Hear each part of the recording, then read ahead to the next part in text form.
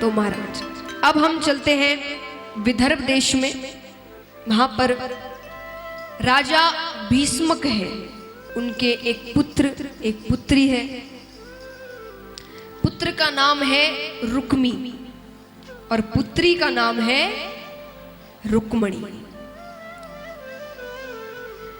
रुक्मणी जी बड़ी होती है, आकर अपने पिताजी से कहती है कि मुझे कृष्ण से विवाह करना है। मैंने मन में उन्हें पति मान लिया है।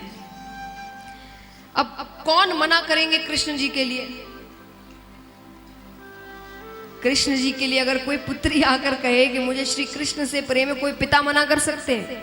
अभी तो चलिए हम भगवान है, वहां तो वो आसपास रह रहे हैं, वो उस समय पृथ्वी पर ही थे और एक साधारण जीवन जी रहे हैं सबके साथ, तो कोई भी पिता मना करेंगे कृष्ण के लिए, बड़े प्रसन्न होते हैं वो। लेकिन रुक्मी को प्रसन्नता नहीं होती। वो कहता है नहीं, मेरी एक ही बहन है, मैं उसका विवाह अपने मित्र शिशुपाल से करवाऊंगा। और जब बच्चे बड़े हो जाते हैं तो माता पिता की चलती नहीं है, ज्यादा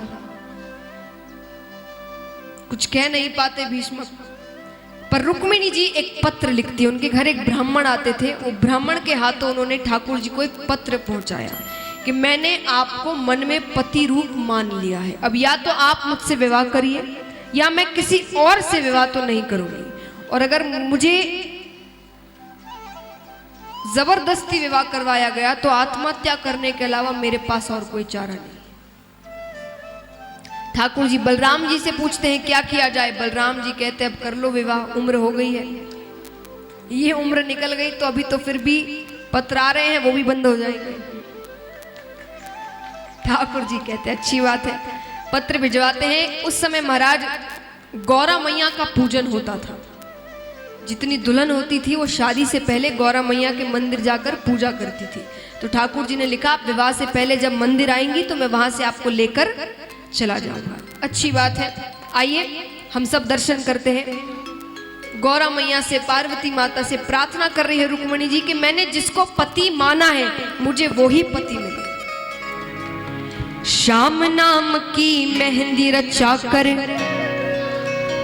घूंघट में शर्माऊंगी, श्याम नाम की मेहंदी रचा कर घूंघट में शर्माऊंगी, बन के दुल्हनिया श्याम पिया की ब्रजनगरी अब जाऊंगी, ब्रजनगरी अब जाऊंगी। महाराज मैंने इतना कहा पकड़ो पकड़ो, भाग गए ना वो, क्या जवाब देंगे हम? चलिए अभी तो सिर्फ भागे हैं, अभी शादी नहीं हुई। बलराम जी ने कहा ऐसे शादी नहीं होती, अभी सिर्फ भाग कर आए हो, अब शादी करनी पड़ेगी। सब्सक्राइब करें टोटल भक्ति को।